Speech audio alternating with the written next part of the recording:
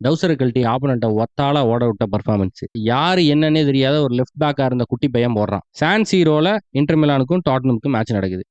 இந்த மேட்ச்ல டாட்னம ஒரு டீமா கூட மதிக்காம இன்டர் மிலான் போட்டு துவன்னு துவச்சுட்டானுங்க.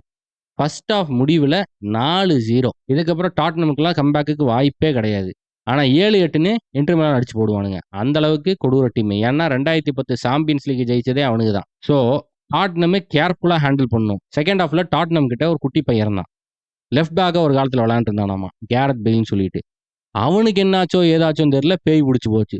சும்மா விங்குல புயல் மாதிரி ஓடிட்டு இருக்கான். வேர்ல்டுலயே மொரட்டு ரைட் பேக்கா இருந்தது மெய்கான் தான். ஒரு பெரிய மனுஷன் கூட பார்க்காம மெய்கான் மண்டை மேல 3 கோல் போட்டான். ஹேட்ரிக் ஒத்த ஆளா. அன்னைக்கு டாட்னமே எவனும் எதுவும் பண்ண கிடையாது. One man show. Gareth Bale 3 goal அடிக்கிறான். 4-3 மேட்ச் முடியுது.